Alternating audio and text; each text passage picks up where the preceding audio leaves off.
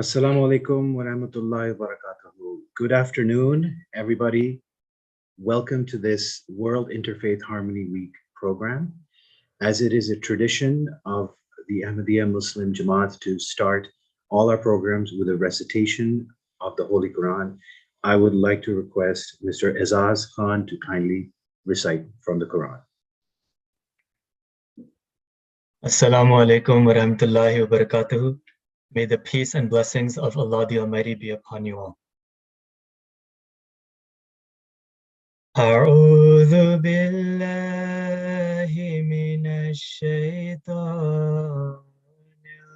الرجيم بسم الله الرحمن الرحيم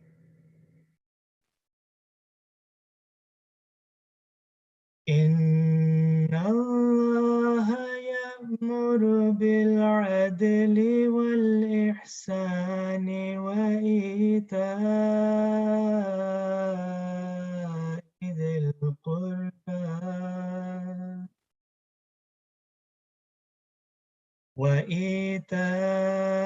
ذي القربى وينهى عن الفحشاء والمنكر والبغي يعظكم لعلكم تذكرون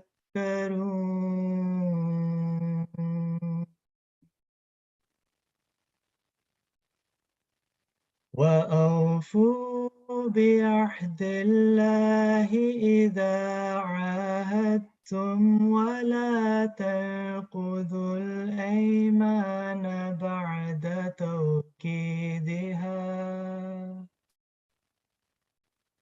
بعد توكيدها وقد جعلتم الله عليكم كفيلا إن الله يعلم ما تفعلون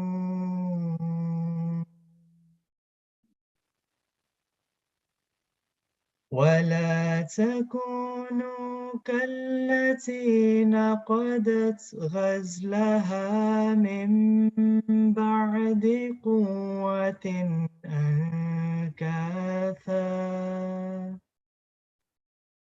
تتخذون أيمانكم دخلا بينكم أن تكون أمة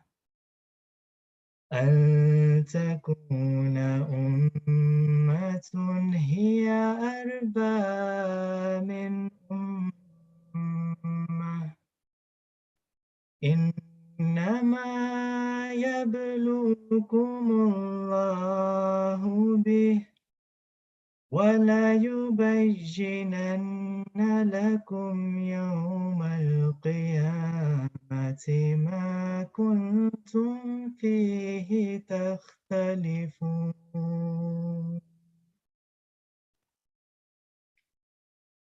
I shall now present before you the English rendering of the verses just recited, which have been taken from the Holy Quran, chapter 16, verses 91 to 93. I seek refuge with Allah from Satan the rejected, in the name of Allah, the most gracious, the ever merciful. Verily, Allah requires you to abide by justice and to treat with grace and give like the giving of kin to kin, and forbids indecency and manifest evil and transgression. And fulfill the covenant of Allah when you have made, and break not the oaths after making them firm, while you have made Allah your surety. Certainly, Allah knows what you do. And be not like unto her, who after having made it strong, breaks her yarn into pieces.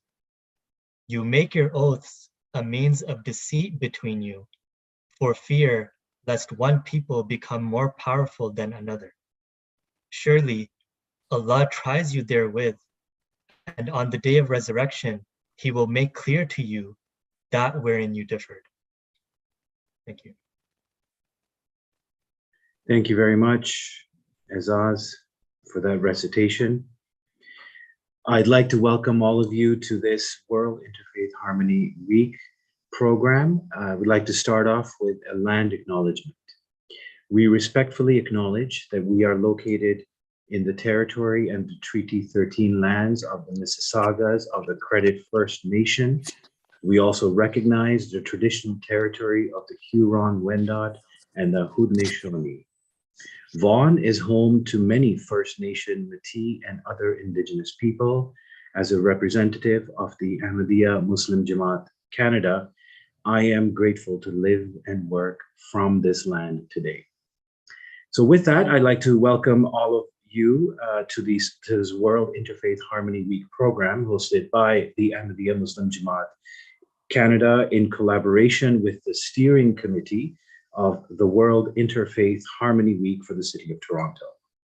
World Interfaith Harmony Week was initially proposed in 2010 by the United Nations General Assembly and was quickly adopted by the UN, designating the first week of February as World Interfaith Harmony Week.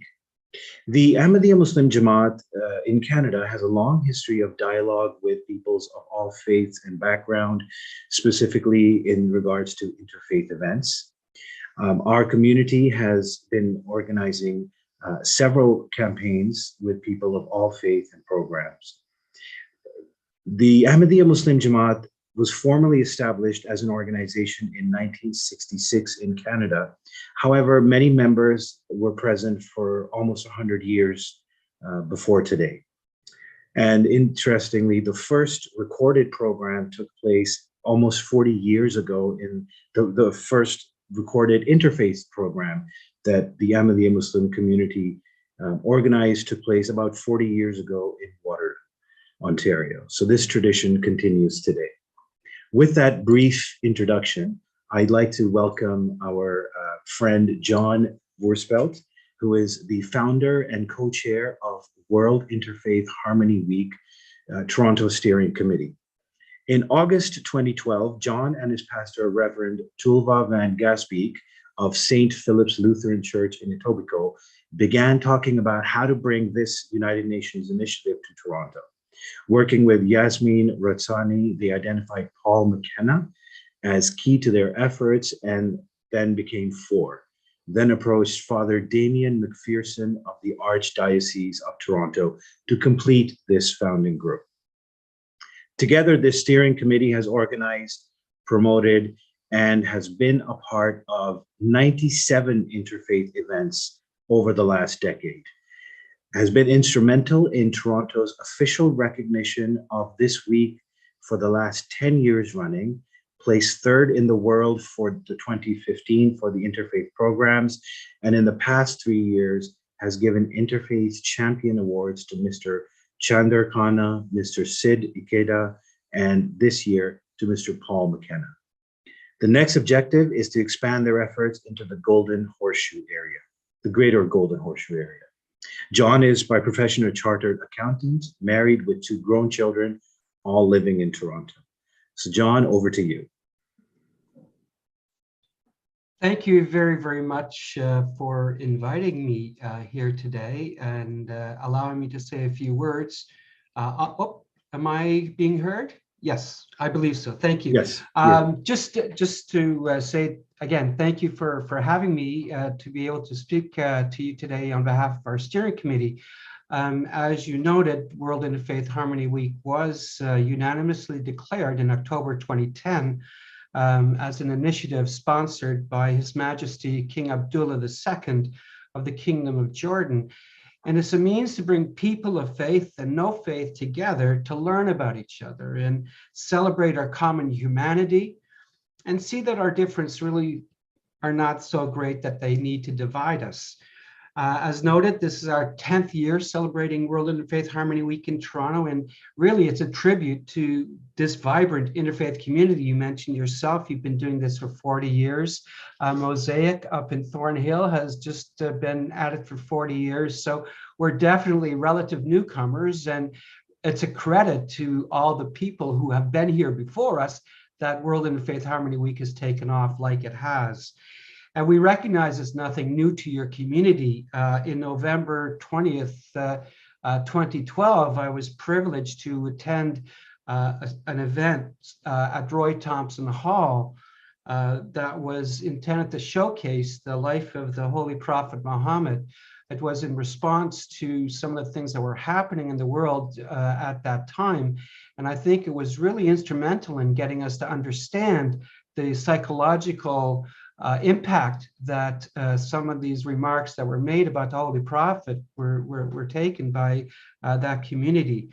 Now, over these years, as you said, we have promoted and been part of, but not attended, not fully attended. We may not have attended them all, but there have been 97 events on our schedule.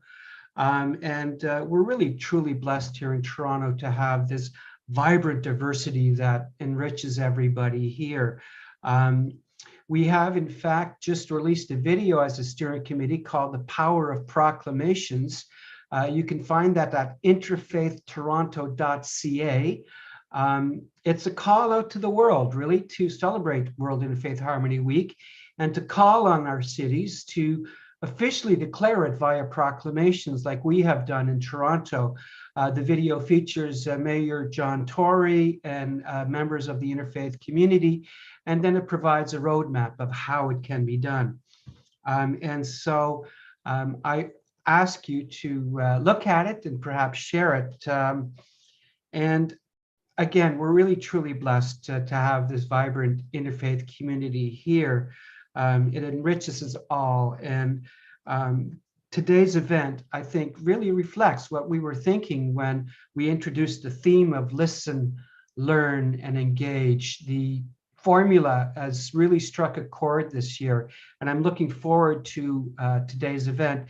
And thank you, Mr. Adil Malik, for hosting this, Mr.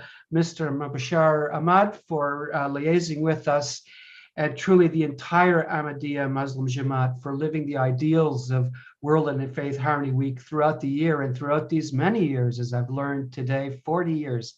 Congratulations, that is wonderful. Thank you for that. You're part of the fertile ground that made World Interfaith Harmony Week happen. Thank you so much, John, for those really kind words. And we look forward to having more programs with you in the future. With that, I'd like to introduce our first speaker. Dr. Aslam Daud is a physician turned humanitarian relief and community services champion with more than 35 years of experience of humanitarian and human rights work. He is actively involved in assisting refugees in settlement, as well as promoting multiculturalism, peace, tolerance, and humanitarian services. He is well-traveled and has led humanitarian relief teams to respond to natural disasters to assist the victims. He has also led and organized medical missions to third world countries. Dr. Daud has received the Prime Minister's Award in 2014 and the Governor General's Award in 2016, amongst many other awards. Dr. Daud is a public speaker with interest on topics like immigration, refugees, humanitarian relief work. He has delivered many speeches in front of large audiences of over 10,000 people. He also writes a number of publications of newsletters and annual reports for a number of organizations. Dr. Aslam Daud, I'd like you to kindly speak now about your topic, which is serving humanity regardless of faith or creed.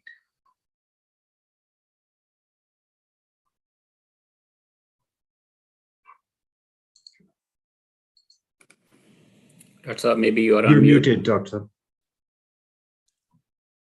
Thank you very much, Adil. My apologies for that. Adil, thank you very much. And good evening, everyone. it's my honor and privilege to make a brief presentation on the humanitarian work that I do and introduce an organization that I'm associated with. It's called Humanity First. But as we say that a picture speaks 1,000 words, I'm going to have a presentation that will go along what I say. Just can someone confirm that you can see my screen that says? Yes, we can see. Okay, perfect. So first introduction, what is Humanity First? Humanity First is a charitable organization established to safeguard human life and dignity. We are non-political, non-religious, and non-sectarian, and we work with the world's most vulnerable people. Humanity First was formally established in Canada in 1995 and now has been registered in 54. Actually, its number has increased to 60 countries more recently. Our objective is to relieve suffering caused by the natural disasters or human conflicts, and also we strengthen people's capacity to help themselves. Our vision is to serve people in need through poverty reduction, disaster relief, education and training, and community care. This is a volunteer-based organization. I myself is a volunteer and my team consists of volunteers. We have got a vision to serve every human being, regardless of race, religion, color, or creed. Now, the Ahmadiyya Muslim community has been serving humanity for last 75 years or more with this name, and it still continues to do in many parts of the world, in about 150 countries, where it has hospitals, clinics, schools, and many other facilities helping there. But more recently, the Ahmadiyya Muslim community has been actively doing humanitarian work through Humanity First. And the idea is that a neutral organization where not only just the Ahmadiyya Muslims can participate, but anyone belonging to any faith, ethnicity, or from any part of the world, they can join hands and be part of a common organization. And that common organization is called Humanity First. So regardless of your background, regardless of your religion or ethnicity, you can become a member of Humanity First and be able to serve mankind through our various programs. As I indicated, that we are operating in more than 60 countries around the world. Out of those, 25 countries are being looked after the Humanity First Canada chapter. We are having various programs in there. We have divided the regions, and we're looking after about 25 countries around the world. So in order to have a structured approach and not dilute ourselves into too many work, we have limited ourselves to 9 core programs. As you can see on the screen, our bread and butter is the disaster relief program, wherever there is a disaster, we respond to that. We try to help people initially by saving lives, then providing the food, and then shelter, and then rebuilding that community. The second program, the big program or a flagship program in Canada, is food security, where we provide food to people in need. Although Canada is a first world country, but you'll be surprised how many people rely on food bank and other support that is available here. And our third biggest program is refugee resettlement, which is, we are one of the organizations that has got a sponsorship agreement with the government of Canada, and we resettle refugees from around the world in Canada. We have done thousands of them, and they've successfully been resettled in Canada. The other programs are global health, in which we build hospitals and clinics, Water for Life program, providing clean drinking water in Africa and other parts of the world. Orphan care program is just like any other standard orphan care program, where we provide monthly support to orphans. Community care program is a catch-all program where, based on the local needs, we provide community services in various parts of the world. And Gift of Sight program is cataract surgery program, or eyeglasses program, where we restore vision by doing cataract surgery in various parts of Africa. And the Knowledge for Life program is a program about building schools, transforming classrooms, providing support to the school children, and scholarships and other educational related programs, including IT centers and vocational training centers. I selected 2019 for this presentation just because that was a normal year. COVID was a very different year. 2020 and 2021, we had very different kind of activities, although we did a lot of areas were helped. But those 2 years were not a typical year. So just to give you an impression, this is a typical year where every year we serve about 220 to 300,000 people in 17 countries, where 17 countries out of the 25 are where the active project is always going on. There are some countries where projects goes on as needed basis, and our activities are on the core 9 programs that I mentioned earlier. In 2019 was also a very special year where Humanity First really made a presentation at the United Nations in Geneva headquarters at the XCOM meeting of the member states, where we talked about refugee settlement and private sponsorship program. I was able to make a presentation to all the member states and make recommendations of how refugees can be handled in a respectful way. We are also part of the WHO World Health Organization emergency medical team.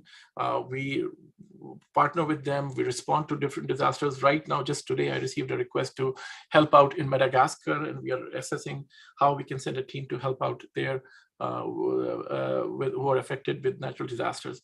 We have a hospital in Senegal. It's a 35-bed hospital, which is fully operational. We settled about 1,000 refugees in 2019 and responded to disasters in Bahamas and Philippines. In Canada, we have a food bank. We have about 45 interns and our students who found jobs through our volunteer worker placement work at Humanity First. We launched Shelter Bus, which provides homeless people with a warm facility with 30 beds in it. We provide coffee and juices and pizza in that bus. Right now, this bus is serving in Montreal. Senior citizen program is to help seniors. We have seniors programs. Tax filing clinic helps on average about 400 individuals every year to help file the tax returns free of charge. We provide transit tickets to people who need that. These are mostly to our food bank clients and anyone else who needs that, newcomers, refugees, and others. And out of the cold program is the program that we run in the core winter months to provide them warm centers. We haven't run that in COVID. That's why I'm presenting the 2019 figures, that homeless people are brought to our facility, Humanitarian in the Maple, and they stay there overnight. We provide them lunch, breakfast, and dinner.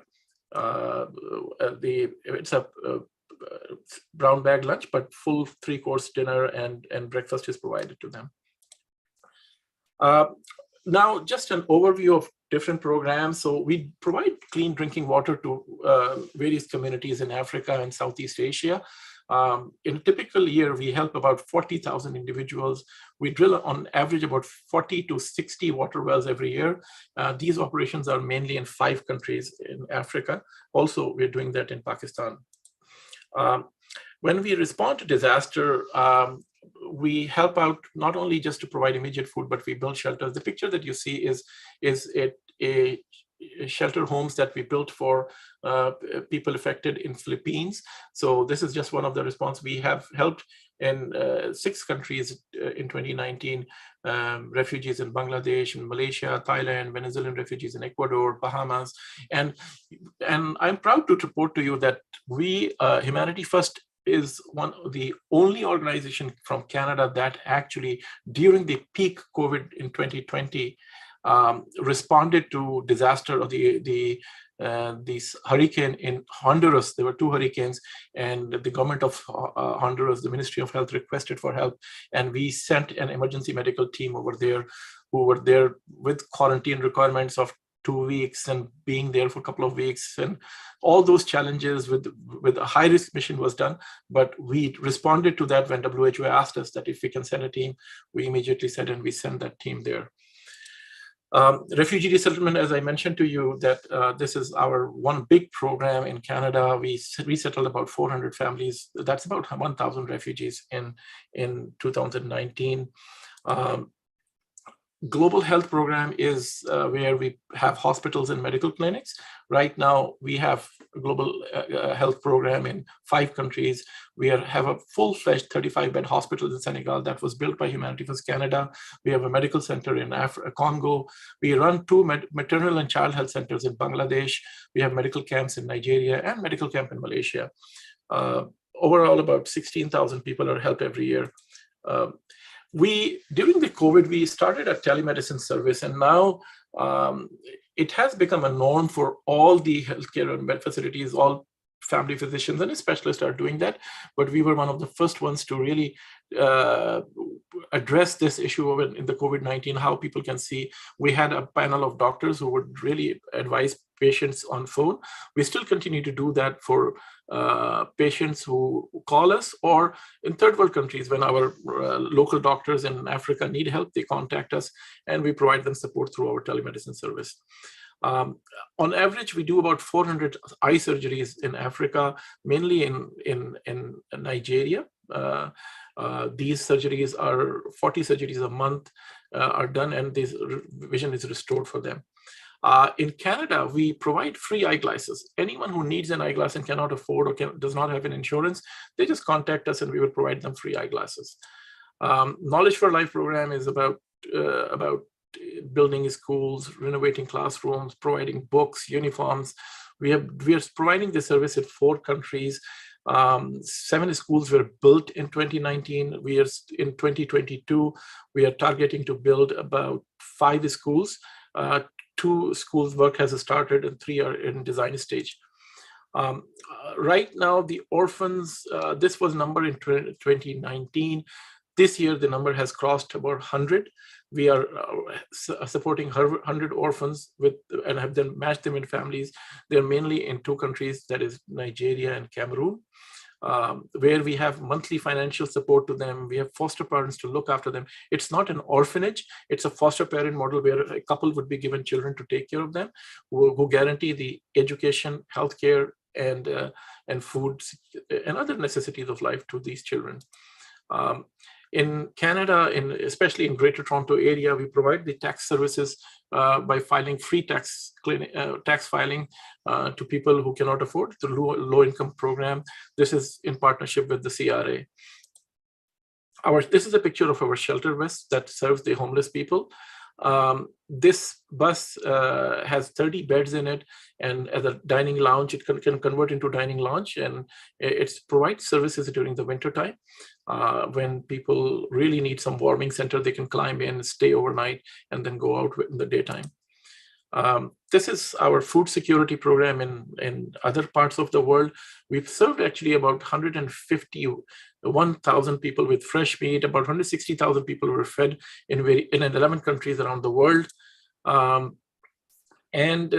Coming lastly to the food security program in Canada, we saw a huge surge during the COVID-19.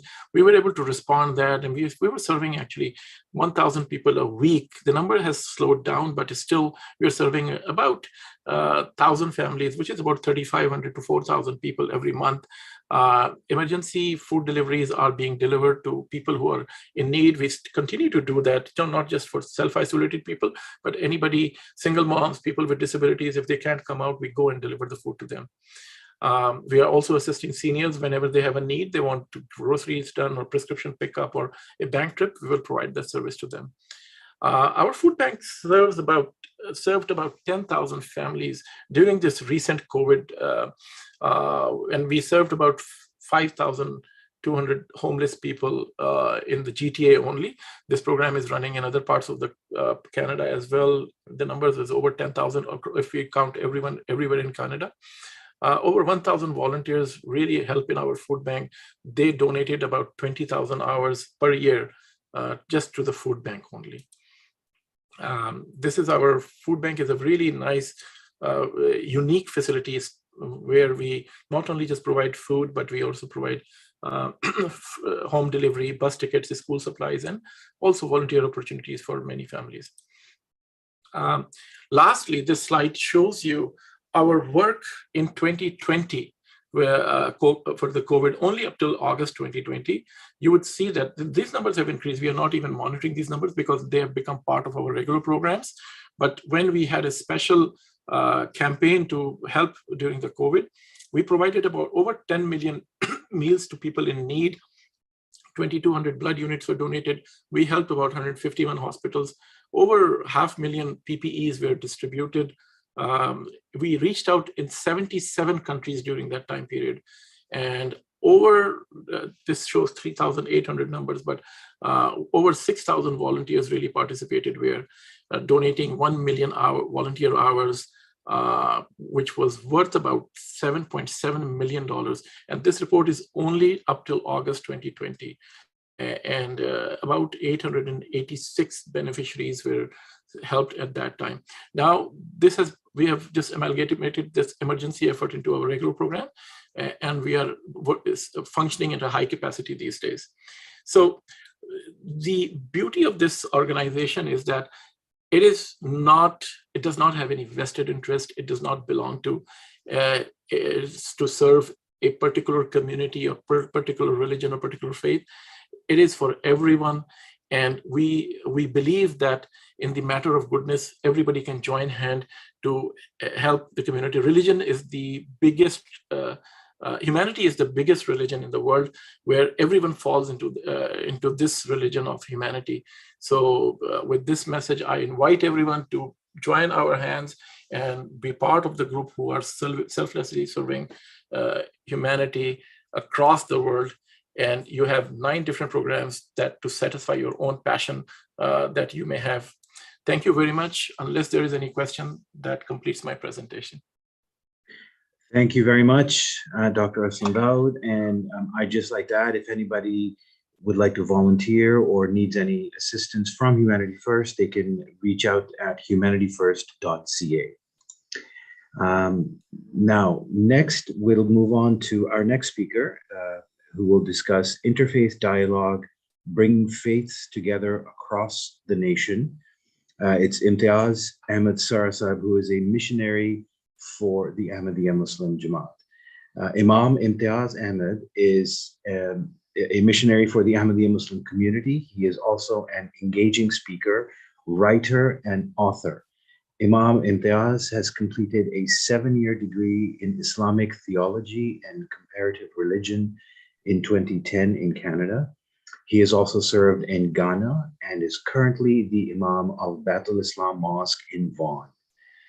Imam Imtiaz keeps a full schedule, working to bridge relations in the community at regular interfaith events and commentaries to the media as requested from time to time. He has led 6 very popular initiatives in this regard: Muslims for Remembrance Day, Stop the Crisis, Meet a Muslim Family, Fast with a Muslim, Islam Understood, and Visit a Mosque. He was also noted as one of the top 3 youth in Ottawa to watch in 2015 by the Metro News Ottawa. Imam Imtiaz was named one of the 25 most influential young Canadians by the Power and Influence magazine. Most of all, Imam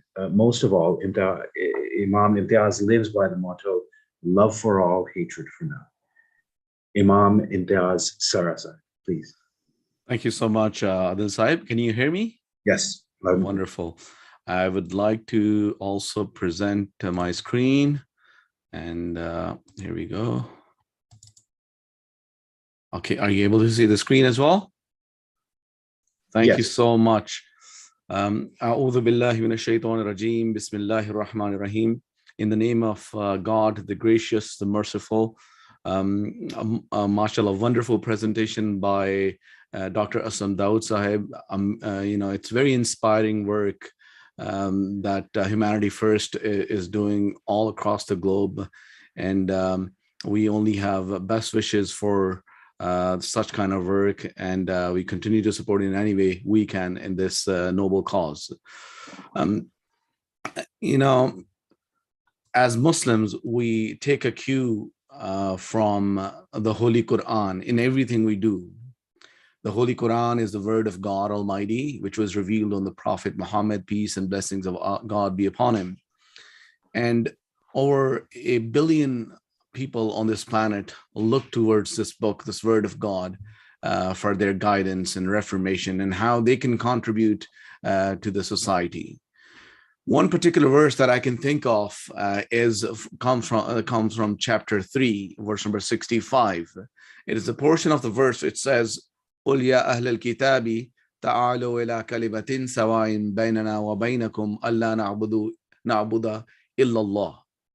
That say, O people of the book, come to a word equal between us and you, that we worship none but God. So in this verse, we learn a number of things. First of all, Muslims are taught here to work together, regardless of faith, regardless of creed, regardless of anything for that matter. So working together, that is what is being mentioned here. The other point that has been mentioned here is to focus on commonalities. The biggest commonality is that we all worship one God. We may worship in different way, but we all worship one same God. So that's focus on commonalities. The third thing we learn from this is to promote interfaith harmony. Work with different religious groups. Ya Ahl al-Kitab means, O people of the book. So whoever given the book, Muslims are asked to work with them. So these are the three main lessons we learn from this verse of the Holy Quran. You know, as I indicated, the word of God, Holy Quran, was revealed on Prophet Muhammad, peace and blessings of God be upon him. And he's also mentioned in the Holy Quran as the best exemplar. And Muslims are commanded in the Holy Quran to emulate his life, emulate his characteristics, to follow his example. So, Holy Prophet, peace and blessings of God be upon him, had actually taught us about interfaith harmony, how we can contribute all. You see, interfaith dialogue and interfaith harmony is something that is deeply rooted in the Islamic teachings, working together with different communities and bridging the gap and bringing people together. And this is the hallmark of the life of the Holy Prophet, peace and blessings of God be upon him. You know, while I was serving in Ottawa, I was invited to a breakfast organized by a Christian group, where I had the opportunity of meeting several Christian ministers.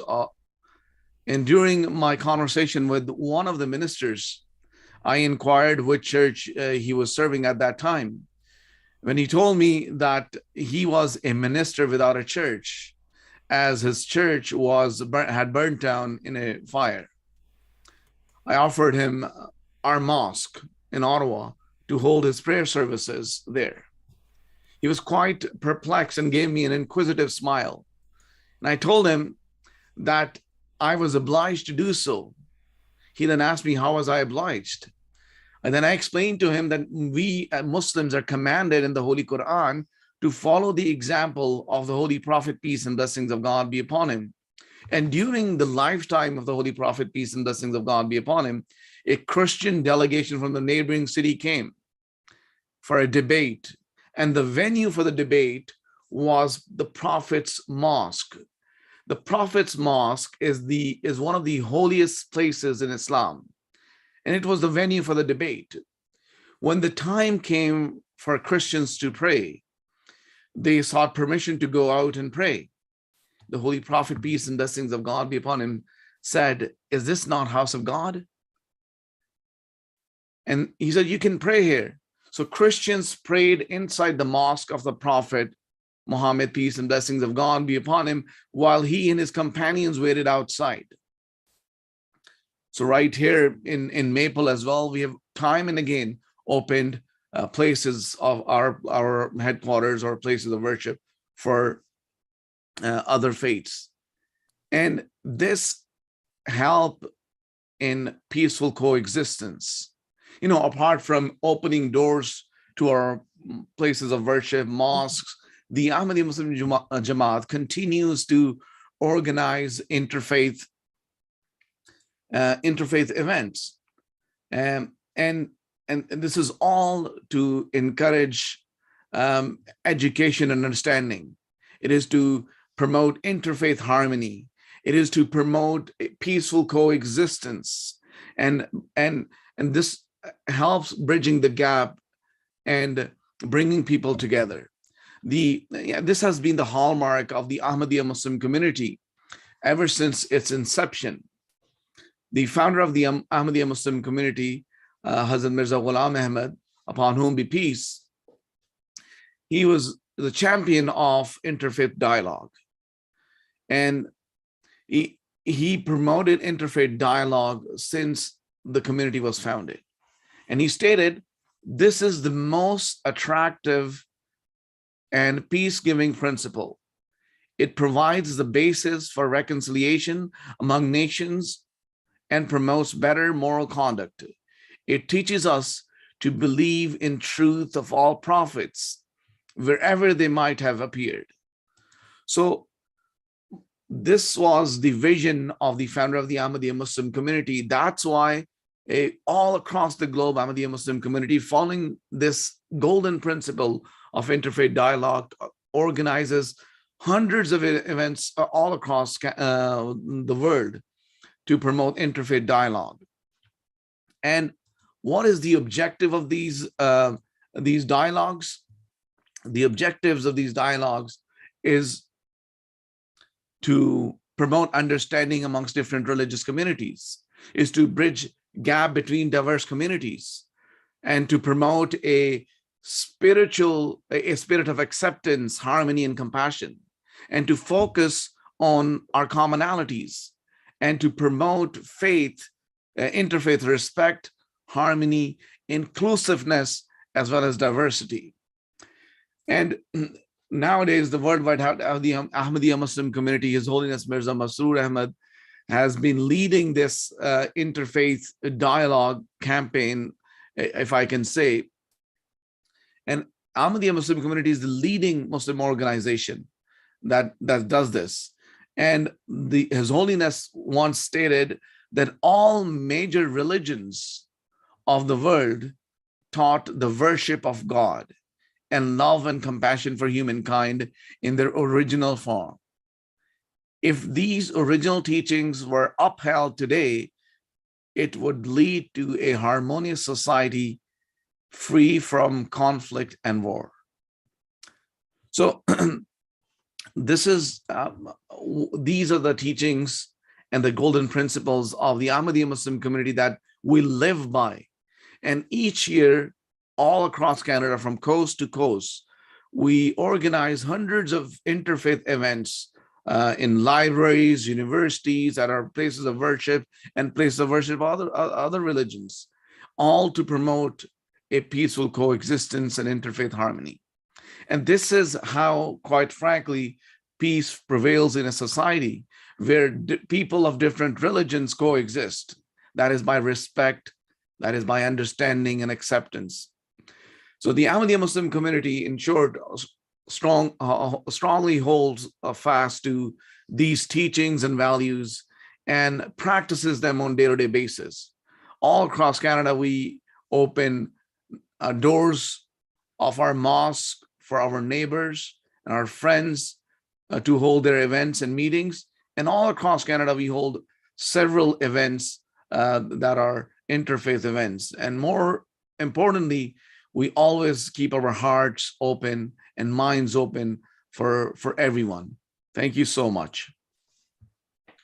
Thank you so much, Imtiaz Sarasab, for that presentation. Our next speaker is Safwan Chaudhry, who will be talking about the youth leaders and their contribution to society. Safwan is the national spokesperson and director of media relations for the Ahmadiyya Muslim Jamaat Canada. Safwan, over to you. A'udhu billahi minash shaitanir rajeem. Bismillah ar-Rahman ar-Rahim. In the name of God, the gracious, the Merciful. I greet you with the Islamic greeting of Assalamu alaikum wa rahmatullahi wa barakatuhu. May the peace and blessings of God be upon you all. The Ahmadiyya Muslim Jamaat, as was just introduced, is a national Muslim community in Canada. And within the community, there are multiple auxiliaries. Amongst them is the Majlis Khuddam al-Ahmadiyya, or in other words, the auxiliary organization of the youth. This is a unique organization of the youth by the youth. The second caliph of the Ahmadiyya Muslim community distinctly created different auxiliaries and put special emphasis in creating an organization that would exist for the sole purpose of serving mankind. And especially chose this group of individuals between the ages of youth. So it caps out at the age 40. And it was an auxiliary organization where youth would have one very specific and one dedicated objective to serve mankind. Serve mankind in all of its capacity, in all of its ways, and with all of its means. And what's also distinct is that every youth member of this specific auxiliary gives their oath to a pledge. And there's a very distinct line in that pledge, that I solemnly pledge that I shall always be ready to sacrifice my life, wealth, time, and honor for the sake of my faith, my country, and my nation.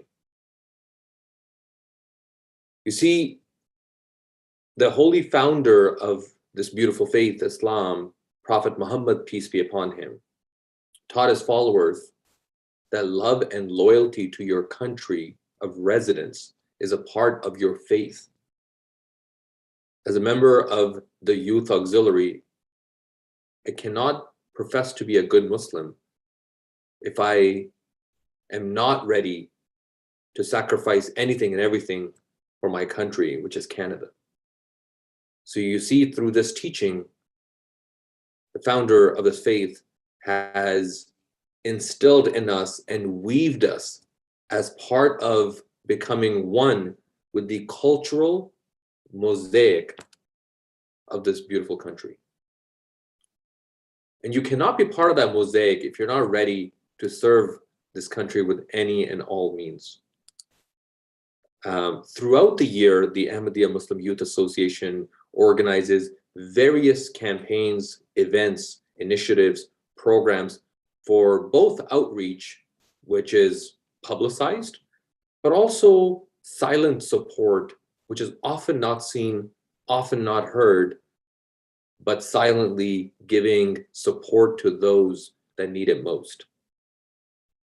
Throughout this pandemic, we have been running a national campaign titled Neighborhood Helper, where we have been going literally neighborhood to neighborhood, regardless of race, ethnicity, faith, the lack thereof, or means, to offer any sorts of help. This has included providing transportation. This has included taking elderly to their important appointments.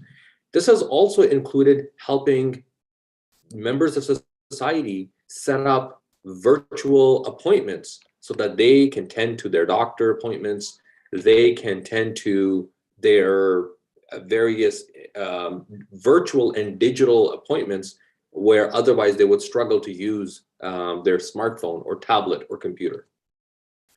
This has also included helping elderly fulfill their prescriptions. And through this neighborhood initiative, we have really left it open-ended to provide urgent supplies, shopping, or any other means of support. Parallel to that, we have also been running our annual food initiative where we actually feed literally go out to feed those less fortunate and without shelter right across the country through our 1 million pounds of food commitment every year. So 1 million pounds of food is exactly what it sounds like. It is literally making sure that our fellow Canadians, as much as possible, don't go hungry. So for this, we partner with various different food banks, shelters, and oftentimes going right to the source, going right out to the streets during the cold to make sure that if there's a soul out there that is unfed, that needs someone to give them some warmth, that we're there to help ease their pain, to help comfort their soul, and to nourish their bodies. Another really important initiative of the Youth Auxiliary that continues to grow each year is titled Run for Canada. And Run for Canada is exactly what it sounds like. It is individuals running throughout the country through various different running events. These are specialized fundraisers where the community is headquartered in Vaughan, Ontario, is where this initiative took birth under the title Run for Vaughan. And now it has grown many folds, and it is currently exists throughout the country in various different cities, including Run for Calgary, Run for Delta, Run for various different regions of British Columbia, Alberta, Saskatchewan, Manitoba, Ontario, and onwards all the way to Eastern Canada. And the sole objective of these running events, which includes running, walking, cycling, and hiking, is to raise funds specifically for healthcare causes, for hospitals, for portable clinics, for vaccine clinics, and any other local healthcare initiative that can be supported. For instance, we are incredibly proud that the newest installation of the most advanced hospital in Canada, the Cordalucci Vaughan Hospital, based in Maple, Ontario, has the distinction of receiving a plate right in its cafeteria for the contribution that the Ahmadiyya Muslim Youth Association has made. And through this, we put a lot of emphasis in community healthcare, partnering with, of course, both federal and provincial healthcare bodies to ensure that we both financially, but through volunteerism, lend our support and services so that members of our community can have equal access to healthcare. Now, these are the various different initiatives that the community has done externally, and there are many more and too many to list. However, internally, we also have programs and initiatives that help individuals with mental health, that help individuals with their academic development, scholarships, grants, and other programs to engage, of course, Muslim youth and who are Ahmadis as part of the community, but also so that they can play a broader impact to society as a whole. This also includes various sporting events. There are numerous sporting rallies that happen throughout the year, so that whether it is kabaddi, which is traditional wrestling, volleyball, tug of war, track and field, basketball tournaments, soccer tournaments, and much more, so that throughout the pandemic, especially as we're learning more and more people are struggling with mental health, have resources and means available to them and active participation. So in summary, this organization focuses on youth's development as it relates to their mental health, their physical health, their contribution to society, and above all else, their spiritual health. With that, Adil, I want to thank you for this opportunity that you've granted me to introduce the Ahmadiyya Muslim Youth Association. And the association remains ready to help at any time with any assignment or mission that they're granted. For more information, you may visit the community's Canadian website, which is KHUDDAM or khudam.ca. So again, KHUDDAM.ca. Jazakallah. Assalamu alaikum. Thank you so much, Safwan, for that wonderful presentation. Our next speaker is Mubarak Ahmed. Mubarak is the Director for Multicultural Relations, as well as the Global Director for Muslims for Remembrance for the Ahmadiyya Muslim community. By profession, he is an engineer with over 25 years experience in the wireless telecommunications industry, spanning 6 countries and 3 continents. Mubarak obtained his postgraduate qualifications in wireless and mobile networking from UC Berkeley in California, and project management and an MBA from McGill. Mubarak and his wife have 3 children, 2 teenagers and 1 toddler, and live in York region. The topic of Mubarak's presentation will be faith in service of humanity around the world. Mubarak.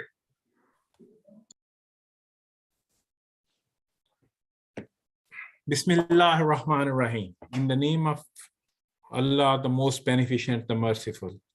Adil, can you confirm that you can see my screen? Yes, all good. Please continue. Okay. So the topic I was given that, as Dr. Aslam Dawood have mentioned, and as John mentioned, and even Safwan and Imtiaz, that what the Ahmadiyya Muslim community is doing locally, but I will shed some light that how internationally the community is engaging on the Islamic principle and serving the mankind.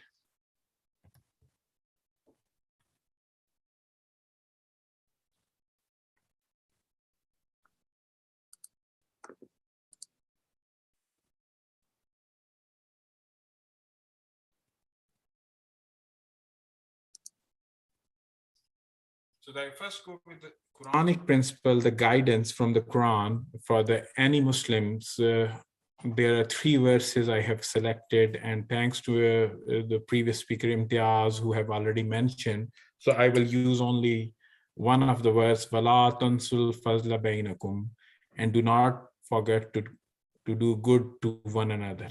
There's also multiple guidance in the Quran which talks about serving the mankind and taking care of each other. Similarly, like you mentioned, وَتَعَوَنُوا عَلَى الْبِرِّ وَالتَّقْوَى, and kuntum khair ummatin, you are the best people ever raised for the good of mankind. Similarly, Prophet Muhammad sallallahu alaihi wa peace be upon him, he have given us 2 guiding principles, and I will my presentation will touch upon both of these topics. One of them, which you see on my right, and this is, one who is not grateful to mankind is not grateful to Allah. This is the saying of Prophet Muhammad, peace be upon him. And then on the left is, love of one of his country is part of faith. And the first, most of the speakers have already touched upon it. I will go through one by one. So I have divided my presentation into 7 small distinct features which are globally, since the inception of Ahmadiyya Muslim Jamaat globally in more than 200 countries, they are doing the work. And this is before the inception of Humanity First. As it is mentioned by Imtiaz, that from the early inception of the Jamaat, establishment of the Ahmadiyya Muslim community, we are doing these kind of works. So first is the Quranic translations. In the last 120 years, Ahmadiyya Muslim Jamaat is able to translate more than 75 languages globally. And any major language in the world, you can find an authorized, authenticated Quranic translation. And it is available online, and the US members of the community and those members who attend our multi-faith events or annual convention, they have seen these Quranic translation exhibitions. Then the second thing which we will talk about, the building the mosques. So I have selected, there is more than 40 to 50,000 mosques which Ahmadiyya Muslim community have built across the world in different, all the continents. And I have just picked few of them just to give you an idea that the community is set up all over the world.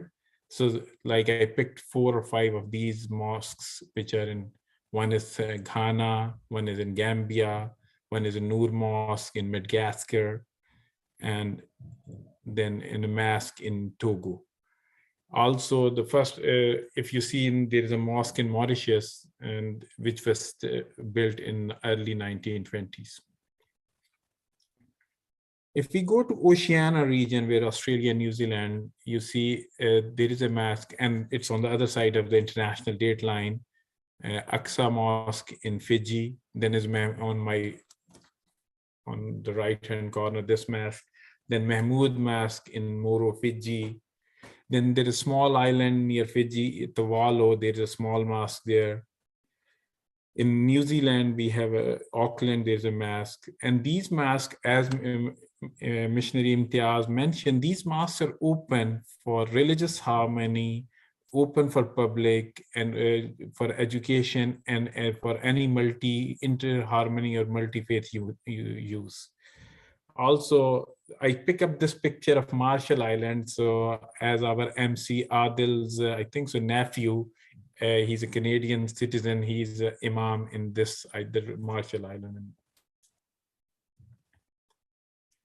There is I picked some few mosques in Europe, and there is some significance here.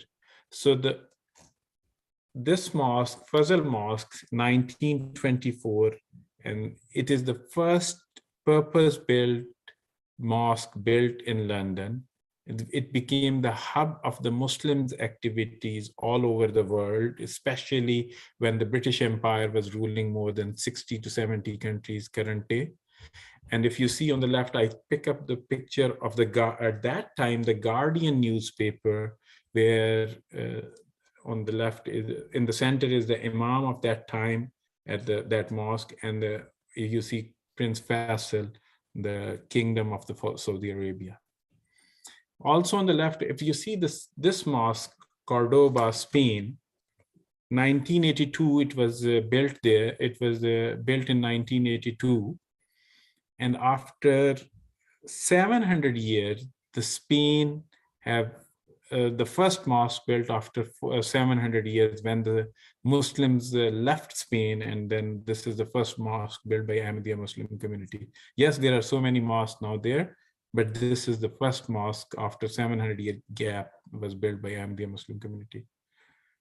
Also, if you see, I picked the Zurich Mosque from Ahmadiyya Muslim community. As you know, Switzerland have made a ban on minarets and domes, but this mosque was built in 1960s, and you can see the minaret and dome. And Copenhagen Mosque is there, also Nusrat Jahan Mosque in Copenhagen. Interesting part of these mosques are like Masjid Fazal, Petrobras, Zurich mosques. They all are built solely by the contribution of Ahmadiyya women. Historically, if you see, the majority of the contribution given by the women of that time to build these mosques. On the right-hand side, Baitul Futuh Mosque Modern, it is the largest mosque in Western Europe, and it is in London. I just touched a few mosques in North America, and I picked a few of them. Baitul Noor Mosque, Calgary, still, as per the media reported, is the largest purpose-built mosque in North America. And interestingly, it might be the only mosque right now which has been inaugurated by the sitting Prime Minister. So I have put that picture.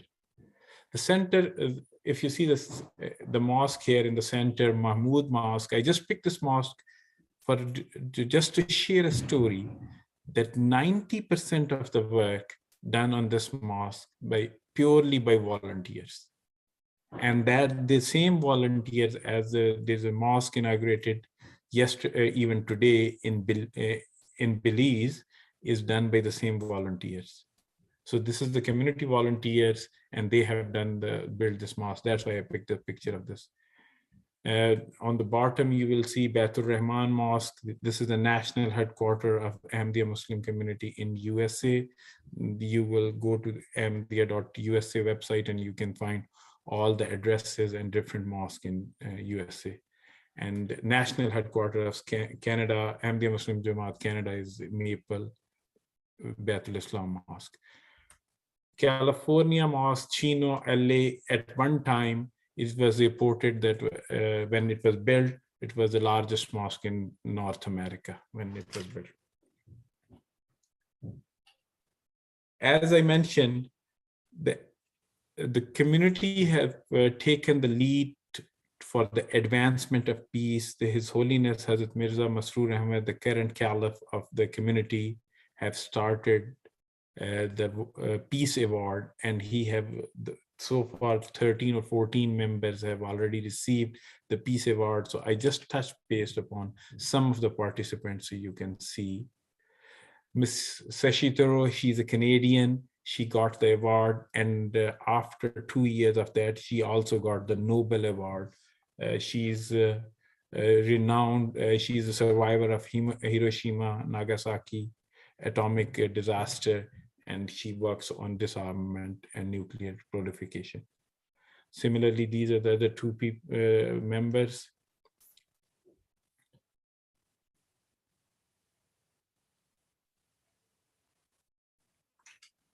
Hadil Kasim, she's an Iraqi. She have got the award, and she works with Iraqi refugees.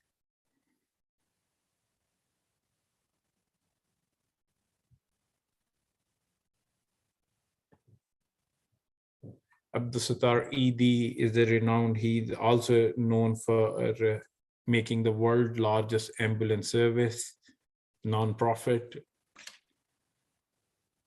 SOS Children Village.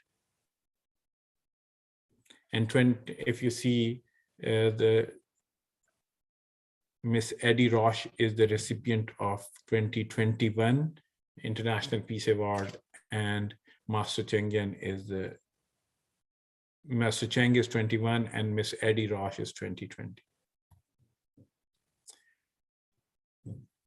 Since the beginning, setting up the hospital and serving the mankind is one of the themes of the community. So on the left, you see the picture of the Noor Hospital in Qadian, and this is the current picture, but this hospital was established in the early stages. Then the three pictures are from Africa. And if you go to different websites, you can find out more details. Right now, as we speak, there is 435 hospitals and clinics which are working under Ahmadiyya Muslim community around the world.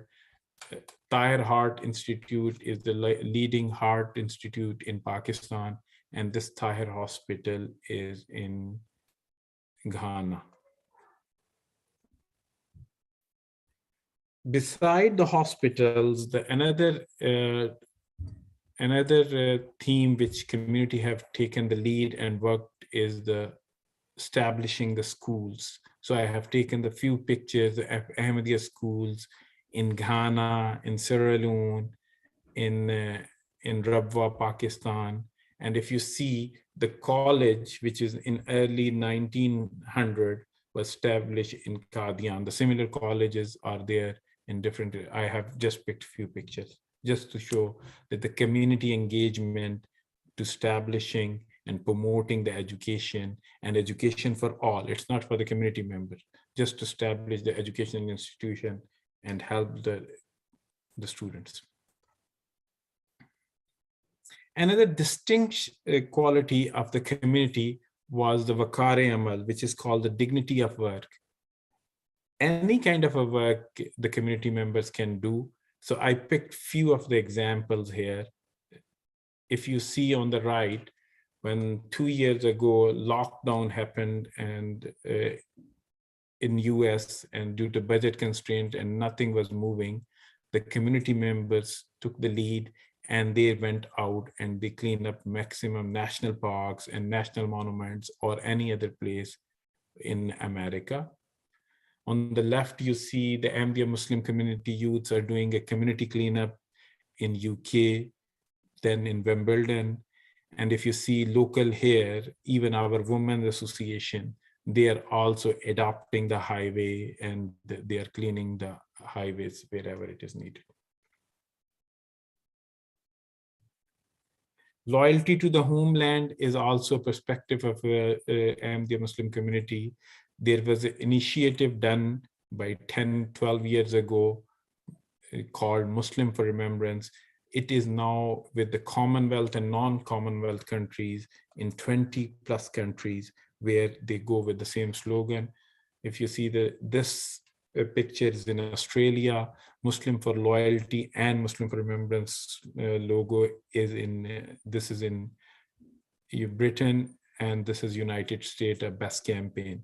The center picture you see here, where the Indigenous performer is doing a joint Remembrance Day ceremony in front of the Brampton Mosque here in Canada. This Muslim for Remembrance Day picture, where you see it is a United States initiative where they do honor the veterans and raise funds for the veterans.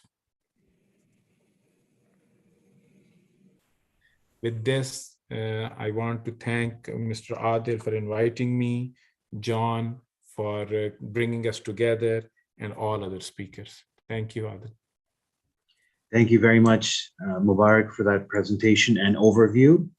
We move now on to our final presenter, Luqman Jatta Sahib, who will talk about the humanitarian work done with the Indigenous population of Canada. Luqman is a software engineer by profession. He has been working in this profession for over a decade and has formal training in the computer science field. Luqman has managed the Indigenous desk for the Ahmadiyya Muslim Jamaat Canada since its inception in 2016 and has been instrumental in building bridges with many communities across Canada. Luqman, over to you. Thank you, Adil. Thank you, John. Assalamu alaikum, everyone. Peace and blessings of God upon you all. I'm serving an Indigenous desk established by Ahmadiyya Muslim Jamaat to develop relationships with the Indigenous communities of Canada. Service to humanity is one of the core principles of our faith, which is based upon, and our motto, love for all, hatred for none, sports the same. This is what we believe and this is what we practice in our everyday life as well. We have worked with our Indigenous friends in different communities across Canada, from east to west coast, on projects that are near and dear to them. Either it's educational event, supporting scholarship programs for Indigenous students, having food drive programs, or having some sports activity programs engaging youth. We work with leaders of First Nations and talk about common grounds we have, either it's social or in faith sphere. In different parts of Canada, we are exploring opportunities to work with and arrange educational and sports activities between Ahmadiyya Muslim Jamaat and Indigenous communities. These activities that interest youth and could be valuable to prepare oneself to open markets. Our interest is simple: create a strong community which values morals and ethics. I will quickly go over a short presentation which I have prepared. I would like to share that. Adil, if you can confirm if you can see my screen. Yes, we can see your Okay. screen. Thank you.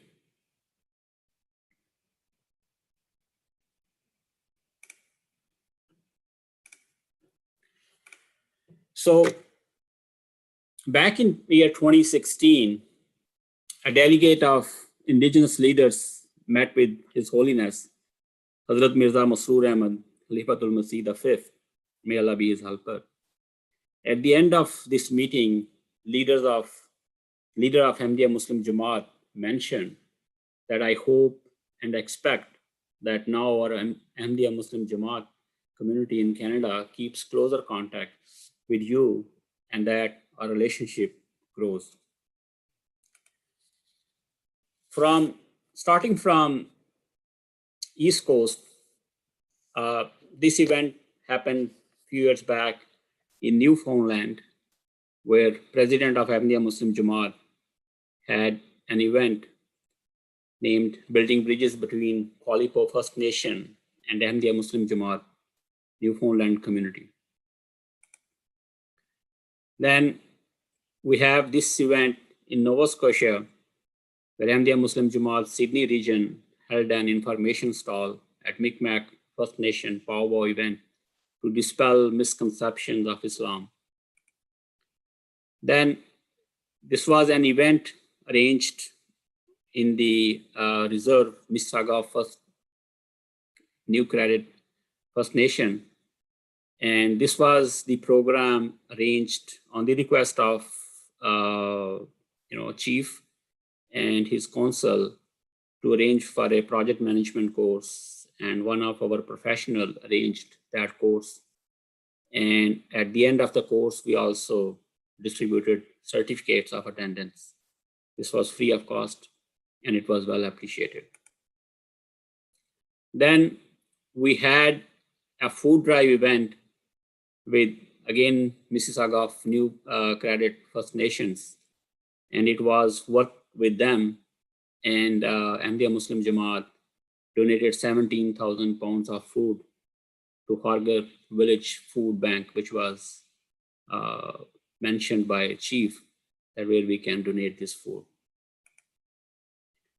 This is another example which we worked with First Nations of Regina area and with the manpower of Ahmadiyya Muslim Jamaat, and in coordination with First Nations of Regina, we built this park, community park. This was purely volunteer-based work, and the name of that park was Ahmadiyya First Nation Friendship Park. And this was at Standing Buffalo First Nations.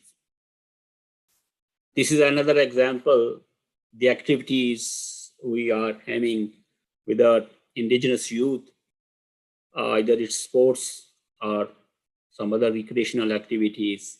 This tournament happened in Lidos Recreation Center, Edmonton area. This is another example where Ahmadiyya Muslim Jamaat Saskatoon visits local Indigenous center to share food on Christmas time. Then we had an event in Vancouver region where we held sharing knowledge and building bridges event in Vancouver, British Columbia. This is another example where we had an event with Treaty 7 Nations of Alberta based on the theme of sharing knowledge. I will give a quick snapshot of, short video presentation of this event. I hope it will be interesting for everyone. 1 second, I have to go back.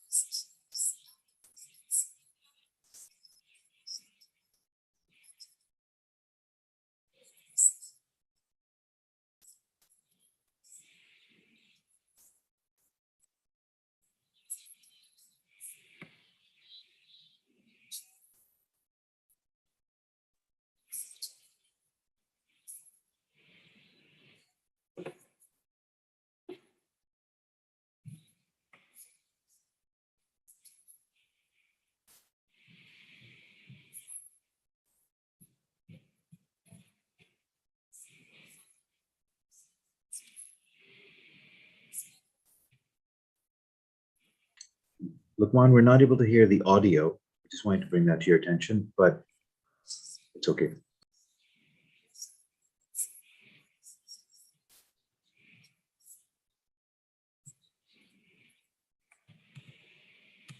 Okay, sorry about that. I heard the video. Audio is not, you can't hear the audio? Video, sorry, audio? Audio we could not hear, but we saw the clips. Okay, so I hope got the idea. Yes.